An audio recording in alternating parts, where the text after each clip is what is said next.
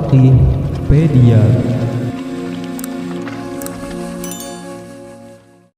Assalamualaikum warahmatullahi wabarakatuh.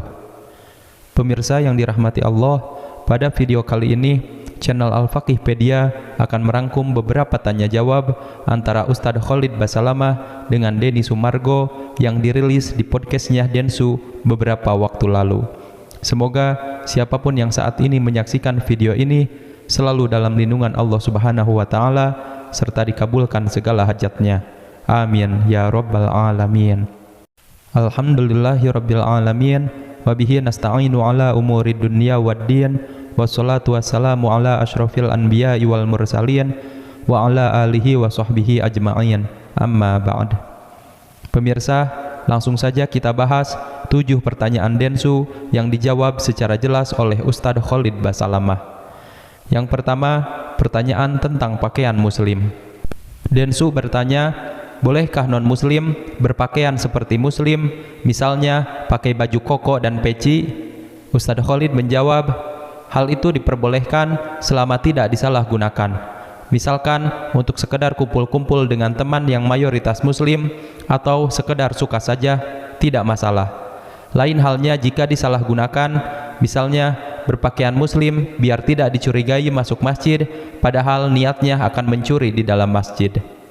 Densu bertanya, bagaimana dengan kejadian viral kemarin bahwa ada cewek berhijab tapi mempertontonkan tindakan pornografi, atau ada cewek yang mengaku muslim tetapi memakan babi dan mengucapkan bismillah?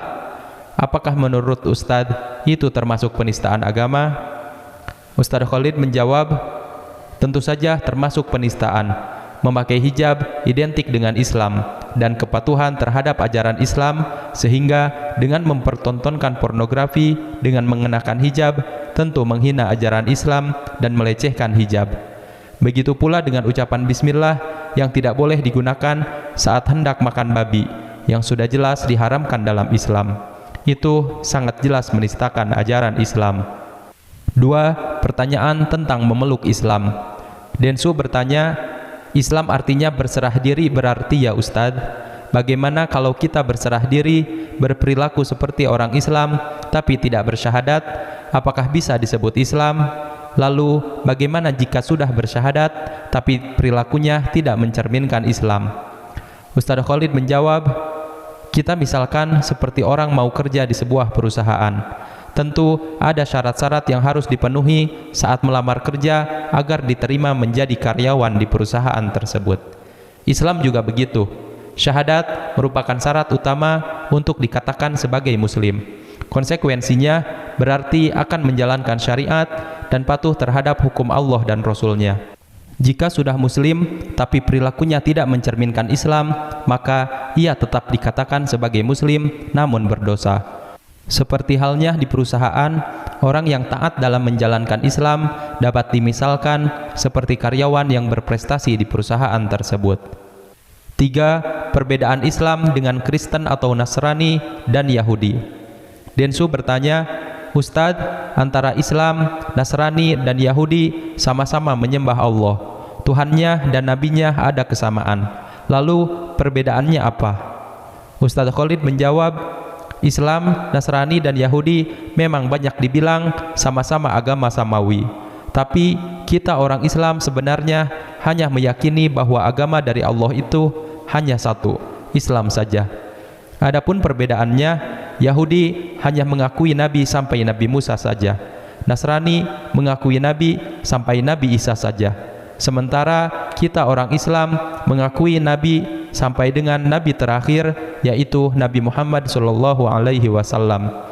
Jadi kepercayaan kita umat Islam, ajaran-ajaran yang dibawa oleh Nabi Musa dan Nabi Isa sudah digantikan oleh ajaran yang dibawa oleh Nabi Muhammad SAW. 4. Pertanyaan tentang umat Islam yang menghancurkan tempat ibadah agama lain. Densu bertanya, kemarin ada kejadian viral di mana sekumpulan orang Islam menghancurkan tempat ibadah agama lain. Apakah hal itu dibenarkan menurut Islam? Ustadz Khalid menjawab, hal itu sangat tidak dibenarkan. Jika hal itu dibenarkan dalam Islam, harusnya di Indonesia nggak akan seaman seperti sekarang. Tentu agama lain banyak yang terganggu. Kita orang Islam membagi orang non-muslim itu ke dalam beberapa golongan.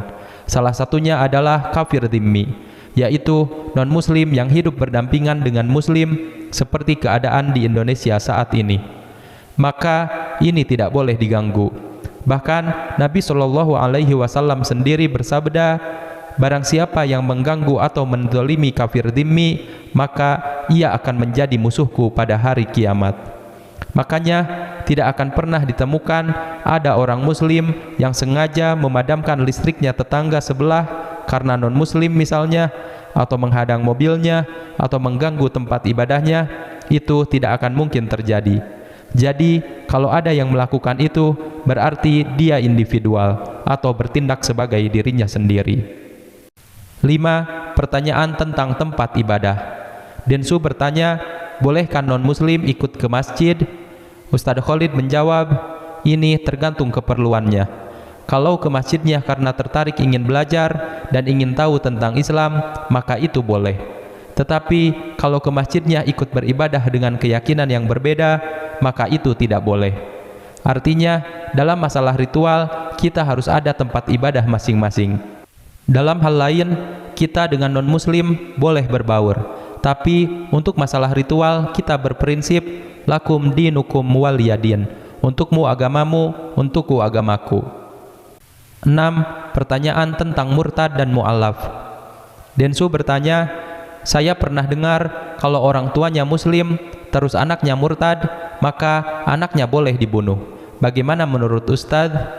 Ustadz Khalid menjawab, Islam tidak mengajarkan seperti itu. Saya kira itu emosional seseorang yang sifatnya individual. Seperti halnya kalau orang tuanya non-muslim, anaknya masuk Islam, orang tuanya pasti akan marah. Ada permasalahan seperti itu jemaah kami yang anaknya murtad. Kita sarankan, doakan dia dan ajak lagi masuk Islam. Kalau tidak mau, ya sudah, kita terus doakan saja.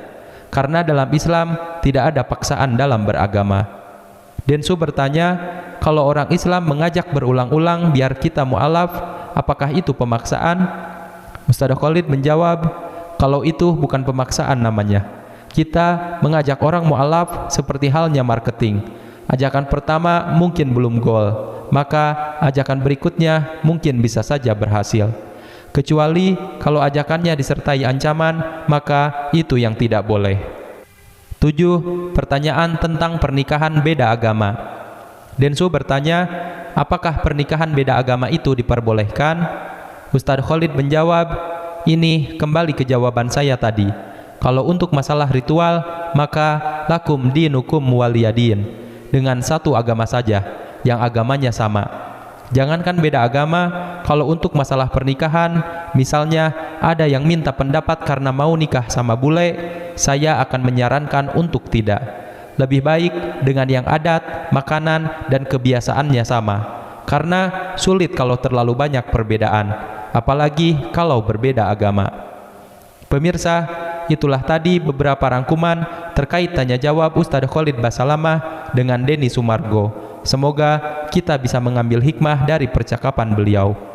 Sebelum ditutup, jangan lupa like dan subscribe channel ini. Semoga siapapun yang like video ini dan subscribe, Allah lancarkan rezekinya dan dikabulkan semua hajatnya. Amin, amin, ya rabbal alamin. Wabillahi taufiq wal hidayah. Wassalamualaikum warahmatullahi wabarakatuh.